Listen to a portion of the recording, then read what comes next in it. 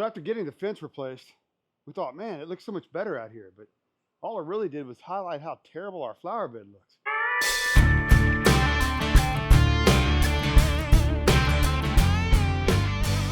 Through the last couple of years, I really haven't done a whole lot to maintain this bed. We're going to do a couple of things here, but we have a multitude of problems. I have landscape lighting that I installed several years ago. Obviously, some of it has fallen down. I got one of them out here that doesn't work. I got to figure out which one that is, and I'm going to do a replacement on that. Also, I had a guy come and trim my trees just several weeks back, and it wasn't until I was out here doing the fence that I noticed that I guess they broke a sprinkler head. They broke the riser on a sprinkler head back over here in the corner. And so I've been having this geyser shoot out for weeks and I didn't even know it. All this stuff is coming out. We're going to lay down some landscape fabric to prevent any weeds from coming through here. And before I do anything, I'm going to put these plants where I want them and I'm going to dig some holes. And that way I know where to cut my landscape fabric. But before I even do that, I got to go do some work on my wheelbarrow. So let's go check that out. A couple of years ago, a neighbor of mine gave me a airless, solid wheelbarrow tire. Somehow he ended up ordering two instead of one, so he had an extra one and he gave it to me. It's great to have good neighbors. It's also good to have this tire because every single time I use my wheelbarrow, I have to fill it up with air. But had to do a little bit of retrofitting to get this thing to fit, but overall it wasn't that bad, and now I'll never have to fill it again.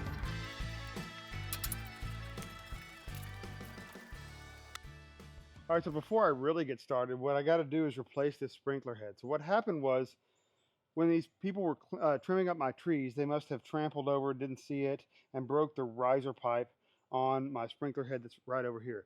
I think the head itself is actually in pretty good shape, and so part of the riser stuck in it. I'm going to try to dig that out. If I can't, I got a replacement head, but I'm going to try to do that. You guys, don't be intimidated to replace a sprinkler head. This is one of the easiest things you can do as a homeowner. You really just have to dig, unscrew it, and screw the new one on. It's really that simple. So anyway, I'm going to get started, but first I got to try to get this piece of riser pipe out of the old sprinkler head. So let's do that.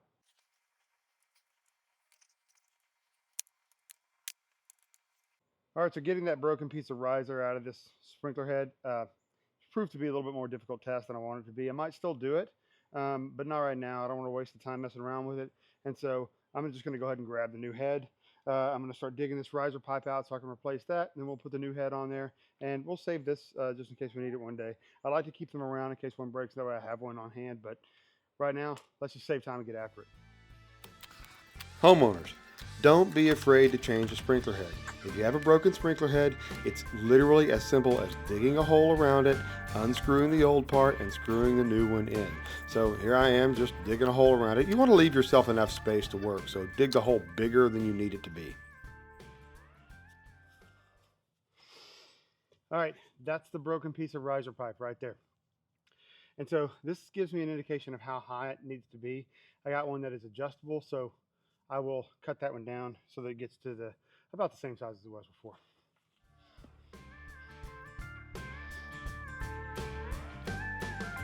Here are the plants that we're going to be putting in. We got some ornamental grasses that are going in the back. These crotons are going to go in the middle, and then we have these extora that are going to be along the front. I also have a couple more foxtail ferns like this one right here that we're going to go get here in a few minutes, and that way we're going to plant those like along here. So anyway, we've got to pick up a few of those.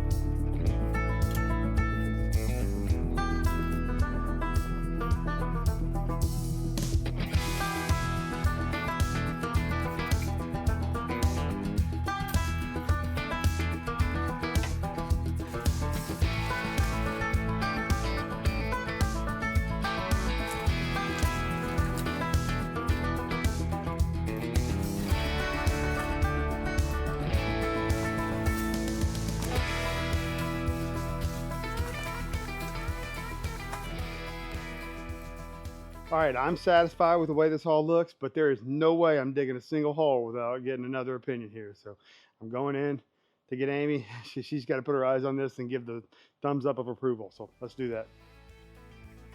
This is probably the hottest pro tip in this video. Don't go digging holes until you make sure to get approval from your wife. Now, she came out here, she had a look, and she gave me the thumbs up of approval, so let's get going.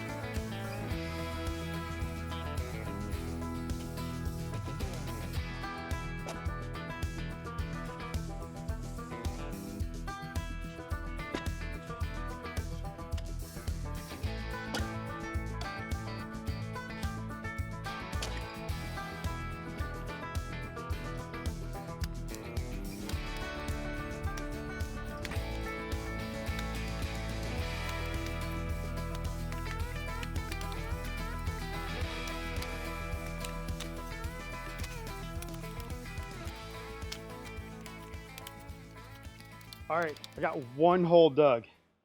So there's roots everywhere, but that's not really my biggest problem. For whatever reason, the ground over here, super dry.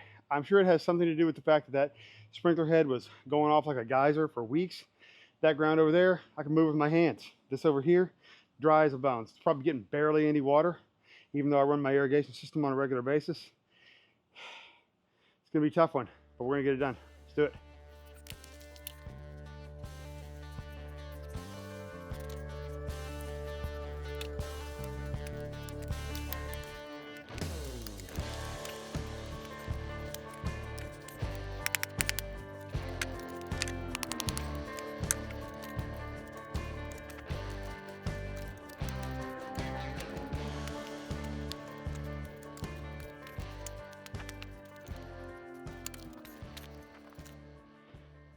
This isn't digging. This is mining. The ground is ridiculously hard. Hopefully, the sprinkler repair is going to take care of that, because it's obviously wet at surface level, but not enough of it is getting soaked down into the soil. So I'm either not watering enough or it's just not getting enough water. One of the two things is going to change. Of course, we are headed into the fall season, but being that I've got these plants going out here, I'm going to be a little bit extra careful to put a little extra water on it. I'll probably come out here and water manually in addition to running the sprinkler system, just so I can control exactly where the water's going. I got the 3 biggest holes dug. I got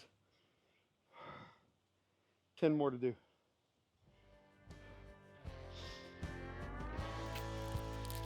That was really hard work, let me tell you. But now that we got the holes dug, we can put plants in and start seeing this thing take shape. Things are coming along, making great progress, and then the rains came. So far, I've got all my plants planted, but what I realized is the ground is just terrible.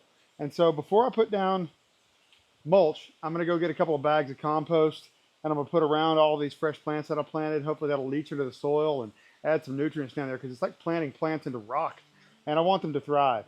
And so I'm going to do that, and then I'm going to put mulch down.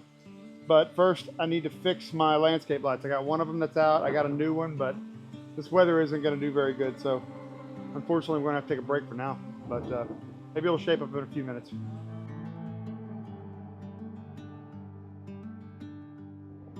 So the good thing is that it quit raining. The other good thing is that there's some cloud cover, and that means that I can head out and go get some compost and some mulch and start heading towards the end of this project.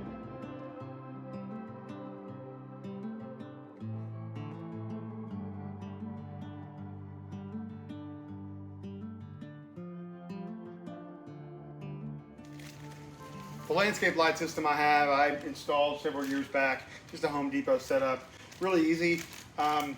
The lights themselves, they're LED, they usually don't go bad, at least not for a very long time, but the connectors sometimes do.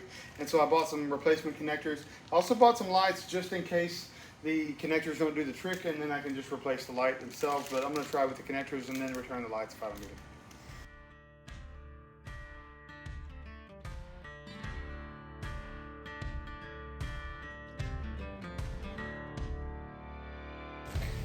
All right, so the connector did the trick. I got light. That's a good thing. However, it's starting to rain again. And so I'm still gonna do this. I'm gonna move these cameras in and just film this from a distance.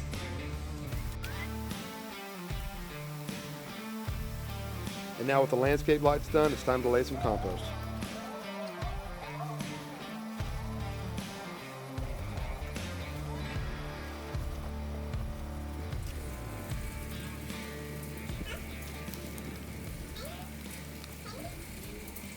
I'm gonna go ahead and start laying some landscape fabric down.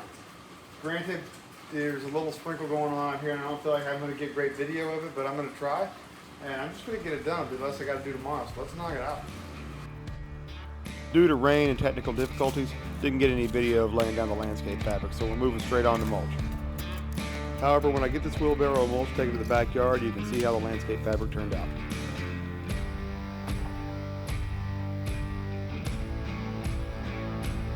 All right, well, I'm done, but not because I want to be, because I have to be. I got to there and I ran out of mulch. Turns out a half yard wasn't quite enough. It's been years since I've done this. The last time I did it, I think I got maybe a full yard, and I did the front and the back, which I wasn't going to do this time. So I don't really have any regrets. I wouldn't have bought any more, but I'm going to have to go buy a couple of bags and just fill in the rest of this. It'll cost a lot more than the half yard that I bought, but I'm just going to have to make it happen. But it ain't going to happen today. I know I said this before, I know, but I am officially done for the day. It's disappointing, but I am done for the day. I'll come out here and finish up, show you a reveal later on. So we got much further along yesterday than I ever anticipated. Not only did we get the landscape fabric down, but we mulched. We emptied the entire bed of mulch and brought it over here. The only problem is we ended up short. And so today I had to go grab a couple of bags because that's all I really need to fill this in. And then I can be done with this project. I'm anxious to get done with it. So without further ado, I'm gonna go grab those bags of mulch, bring them back here, spread it around, and check this box. Let's get it done.